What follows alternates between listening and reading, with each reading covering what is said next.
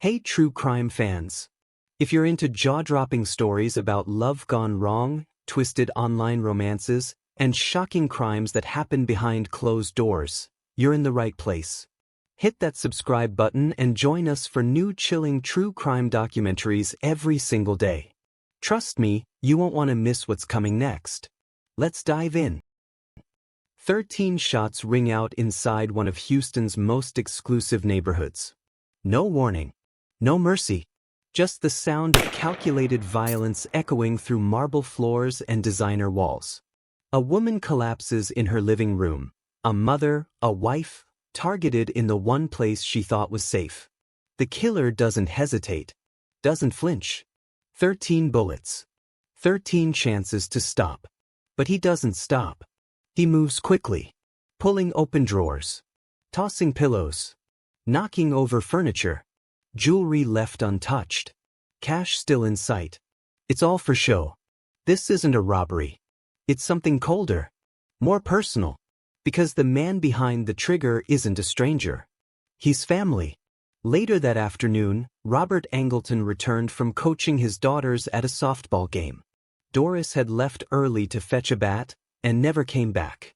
When he arrived home and saw the side door ajar, he didn't go inside. He backed out of the driveway and called 911. A short time later, police found Doris's body between the kitchen and hallway. Her life ended long before help arrived. Behind that blood-stained front door lay a plot more twisted than anything investigators could imagine. Her murder wasn't a moment of rage. It was an order. Planned. Paid for. And almost perfectly executed by the people she trusted most. This is a story about power, money, and betrayal, and how one man tried to erase a woman's life to protect his empire. But what will truly blow your mind? He got away with it, at least for a while. Doris Elizabeth McGowan Angleton appeared to live a charmed life.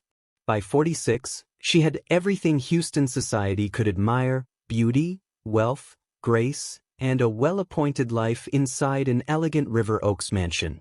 She was a regular at charity functions, a loving mother to twin daughters, and the polished wife of a man everyone assumed was a successful businessman. Robert Bob Angleton seemed like the perfect match. Soft-spoken, affluent, involved in his daughter's sports. To neighbors and friends, the Angletons were one of Houston's golden families, admired, respected, envied. But behind the manicured lawn and champagne brunches, there was a truth far darker than anyone suspected. Robert wasn't just a businessman. He was Houston's most prolific illegal bookmaker, handling millions in off-the-books bets. Baseball. College games. He wasn't betting, he was the house. Running everything from a hidden network of phones, aliases, and offshore accounts. It was an empire. And one he kept completely hidden from the public eye. But he didn't operate alone. His brother, Roger Nicholas Angleton, had once worked with him, a volatile man with a long criminal record, deep gambling debts, and a tendency to vanish when things got tight. Where Robert was discreet and calculating, Roger was unstable, impulsive, and increasingly desperate. While Doris hosted dinner parties and drove her daughters to school, her husband and brother-in-law were laundering dirty money and making enemies in Houston's underworld. But by early 1997, Doris was starting to ask questions. Strange cash deposits. Missing paperwork. Inconsistencies in their finances that didn't add up. And soon she would learn the truth. Her husband had been lying to her for years. She was married to a criminal, and once she realized the full extent of Robert's operation, she made a decision that would unravel everything. She wanted out. And she was ready to expose him. But in trying to free herself from the lies, Doris had unknowingly crossed a line that couldn't be uncrossed. Because Robert Angleton wasn't just afraid of losing his wife. He was afraid of losing everything. And what happened next was unthinkable. By early 1997, Doris Angleton had spent nearly 15 years inside a marriage built on illusion. At first, she had believed the lies. That her husband Robert was a successful businessman. That his wealth came from investments and private clients. that the sudden cash infusions and late-night phone calls were just part of doing business. But little by little, that story began to unravel.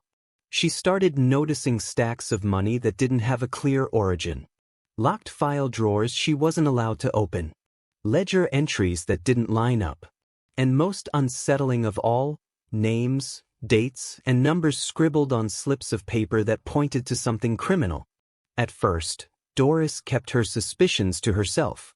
But deep down she knew what she was seeing. Her husband wasn't a businessman. He was a bookmaker. One of Houston's biggest. Operating a massive underground gambling operation, hidden in plain sight inside their River Oaks home. The moment she realized the truth, Doris made a decision. She was going to leave him. But she wasn't just planning a quiet divorce. She was prepared to testify. To cooperate with investigators. To tear down the empire her husband had spent years constructing, brick by dirty brick. She hired a divorce attorney. Began documenting everything she'd found. And quietly started the legal process that would expose Robert Angleton's entire operation to the courts, and possibly the federal government. But what Doris didn't know was that her decision had already sealed her fate. Because Robert wasn't just facing a painful breakup or a financial loss. He was staring down the complete collapse of his criminal enterprise. His reputation. His freedom. Everything he had spent years protecting. To him, the stakes weren't personal, they were existential. And almost immediately, Doris noticed something was wrong. She told friends she felt watched. That she couldn't shake the feeling someone was following her. She changed the locks. Looked over her shoulder. Started driving alternate routes home. But none of it was enough. Because while Doris was preparing to fight in court, Robert was preparing something else entirely. He didn't scream. Didn't threaten. He didn't even argue. Instead, he picked up the phone. And he made a call to the one person he knew would understand what was at stake, his brother Roger. Roger Nicholas Angleton had been in and out of prison for years. He was violent, impulsive, deep in debt, and completely off the radar of Houston society. He was also desperate. And in Robert's mind, he was the solution. A single act could solve everything. No testimony. No divorce. No investigation. Just silence. Permanent silence. What Robert proposed would change both their lives forever, and destroy their family in ways neither of them could imagine. But here's what no one saw coming. In the end, it wouldn't be the triggerman who walked away. It would be the mastermind. By all accounts, Roger Angleton was the exact opposite of his brother Robert. Where Robert was methodical, cautious, and controlled, Roger was volatile. A man burdened by financial troubles and a history of violence that haunted him. He owed thousands of dollars in debts, and the law had often caught up with him, from past arrests to brushes with the criminal justice system. For Roger, life was a downward spiral. When Robert approached him with a deadly proposal, it wasn't just a business offer. It was a lifeline. Robert needed someone to carry out the unthinkable. To kill his wife Doris and make it look like a robbery gone wrong. The plan was chilling in its simplicity. Roger would enter the River Oaks mansion, kill Doris with multiple gunshots, then ransack the house to fake a break-in. In return, Robert promised Roger $100,000, a sum large enough to clear debts and provide a fresh start. But this was more than money.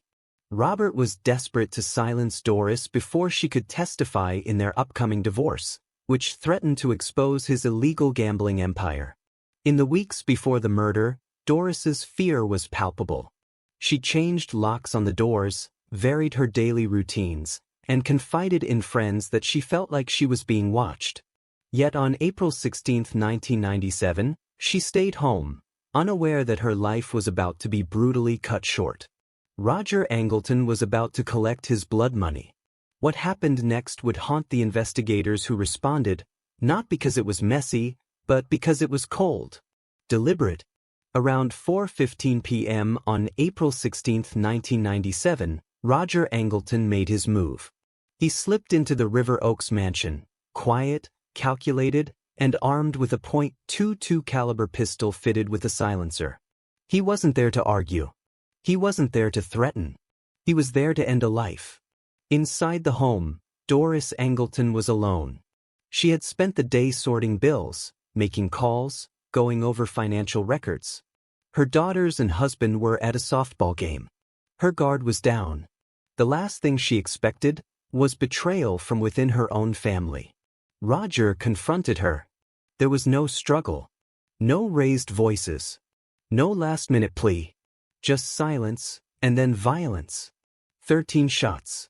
Not 2, not 3, 13. Each bullet meant to guarantee that Doris would not survive. This wasn't a crime of passion. This was an execution, a hit carried out with chilling precision. Then, just as planned, Roger began to stage the scene. Drawers were pulled open, cushions flipped, papers scattered. He moved through the house, making it look like someone had broken in searching for valuables. But there were problems. Too many valuables had been left behind, gold jewelry, expensive electronics, untouched. The whole setup looked wrong. Sloppy. Manufactured. By the time Robert and the girls returned home from the softball field, Doris was gone. The house was a crime scene. Police arrived within minutes of the 911 call, and what they saw made them question everything. There were no signs of forced entry. No broken windows. No stolen items. Just a ransacked home and a body. As officers sealed the property and began combing through clues, one thing became crystal clear. This wasn't a burglary gone wrong. This was personal. And whoever had done it had a reason, a very specific reason, for wanting Doris Angleton dead. But what the investigation uncovered next would reveal a conspiracy that stretched far beyond the walls of that mansion and into the very heart of Houston's underground. The crime was messy, but the investigation? That moved fast. From the moment detectives stepped into the Angleton home, they sensed something was off. The so-called burglary scene didn't hold up, valuables untouched, no sign of forced entry, and a murder executed with precision. Doris Angleton wasn't killed by a panicked thief. She was eliminated by someone who knew her schedule and wanted her gone. And within days, detectives had their first real lead. Roger Nicholas Angleton, Doris's brother-in-law. A man with a criminal past, mounting debts, and a history of erratic behavior. He had left Houston almost immediately after the murder, disappearing without a word. But not for long. By early May, just weeks after Doris's death, authorities tracked him to Las Vegas. Roger was arrested at a hotel off the Strip, a man on the run but not hiding very well. He checked in under his real name. He carried cash. And most damning of all, he carried something else. A briefcase. At first glance, it looked ordinary, worn leather, nothing special. But inside, investigators found the heart of the conspiracy. Dozens of typewritten pages, detailed notes describing the murder plot. Dates, names, methods, timelines. And next to them, cassette tapes. Multiple audio recordings, real conversations, captured by Roger himself, featuring two familiar voices, his and Robert's. The tapes changed everything. On the recordings, the two brothers could be heard discussing logistics, money, timing, escape plans. And at the center of every conversation was Doris. One of the clearest exchanges involved payment, Robert promising Roger $100,000 to kill his wife. The voices were unmistakable. The intentions, undeniable. It wasn't just suspicion anymore. It was conspiracy. Caught on tape. The evidence was overwhelming. Police charged both men with capital murder. Prosecutors believed they had a rock-solid case. Motive, method, confession, all neatly stored in a leather briefcase. The headlines were explosive. Houston bookie and brother arrested in wife's murder. The Angleton conspiracy exposed. For a moment, it looked like justice for Doris Angleton was finally within reach. But what no one knew was that this case was about to take a dramatic turn. Because just as prosecutors prepared for trial, One man would make a move that would upend everything and nearly bring the entire case crashing down. February 7, 1998. The Harris County Jail in Houston begins the day like any other, controlled, routine, uneventful. But in Cell 5C, something unthinkable has happened. Roger Nicholas Angleton, the man accused of executing his sister-in-law, is found dead on the floor of his jail cell. He's bleeding. The walls are streaked. His body is covered in cuts. Over 50 wounds, all self-inflicted with a smuggled razor blade. A single inmate, a locked cell, and a final act that changes everything. At first, it seems like the final chapter in a tragic story, a man overcome by guilt, or pressure, or fear of what lay ahead in court. But Roger didn't die quietly. Before he bled out on that cold concrete floor, he left something behind, something that would send the entire case into chaos. A suicide note, several pages long, written by hand, tucked inside a plastic garbage bag hidden under his mattress. In the letter, Roger confessed in detail he alone had murdered Doris Angleton. He described the planning, the break-in, the shooting, the escape, and most importantly, he claimed that his brother, Robert, knew nothing. No plot, no payment, no conspiracy. He wrote, "I killed Doris alone. Robert had nothing to do with it. He didn't know. This is all on me." It was signed, dated, final. For prosecutors, it was a bombshell. Everything they had built, the case, the conspiracy theory, the audio recordings, was now in question. Was Roger telling the truth? Or was this just one last cover-up from a man desperate to protect his brother? Roger had been carrying the weight of the murder for 10 months. He had traveled across state lines. He had recorded conversations. He had brought a briefcase filled with incriminating notes. And now, in the final hours of his life, he took full responsibility and insisted his brother was innocent. Some saw it as a last-minute act of loyalty, the ultimate sacrifice to save Robert from the death penalty. Others saw it as a clever manipulation, one final lie to collapse the state's case. But regardless of motive, the suicide changed everything. The prosecution now had to go to trial without their star witness, without cross-examination, without a cooperating co-defendant, and defense attorneys had been handed something priceless, reasonable doubt.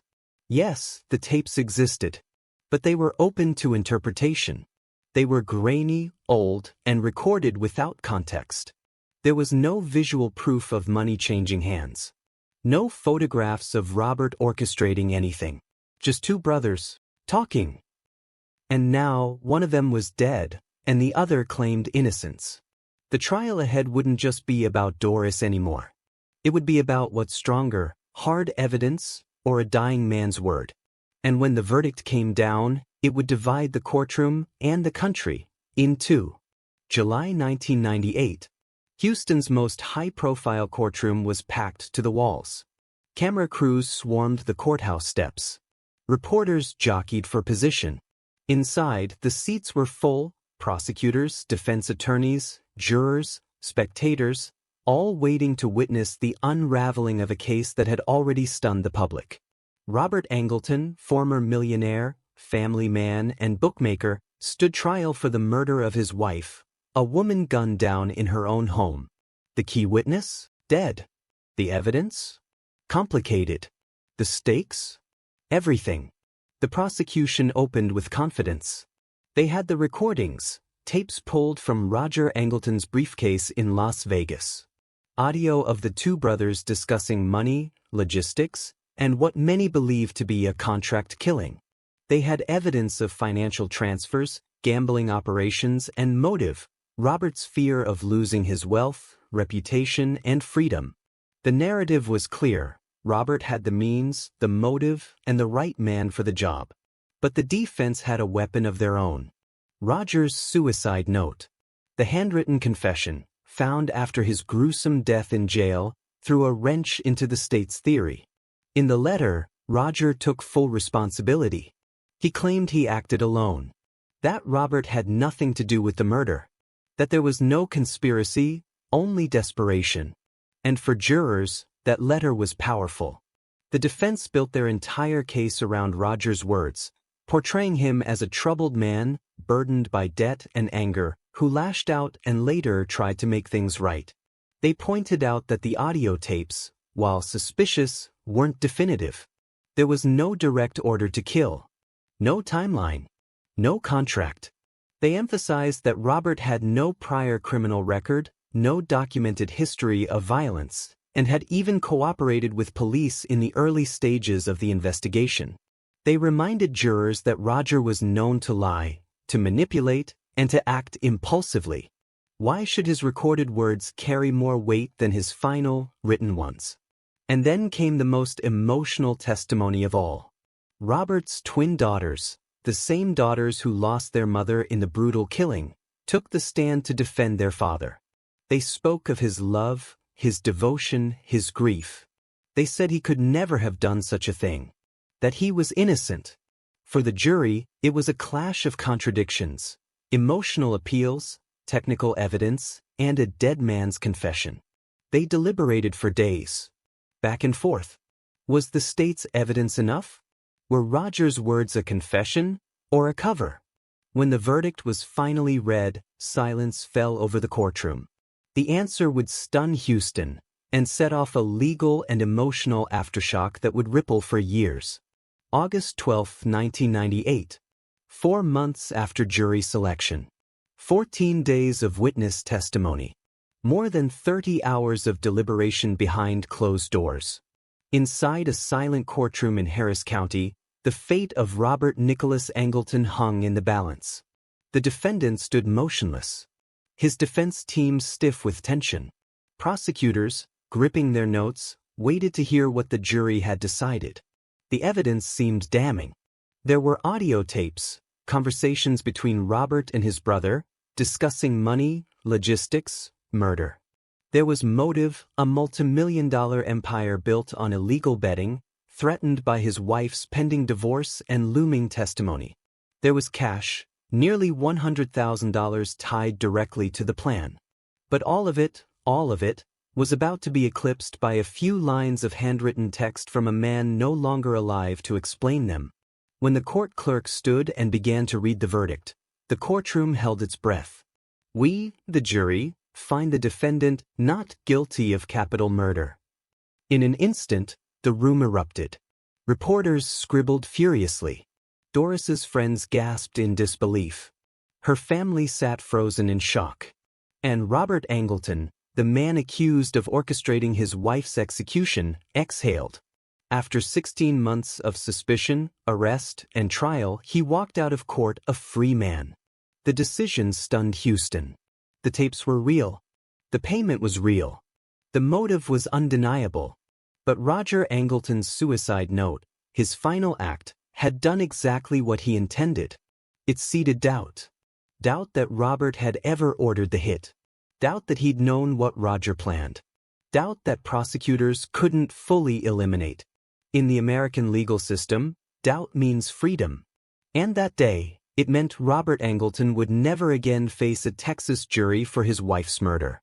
For Doris's family, it was an unbearable loss. Not just of their daughter, not just of their sister, but of justice.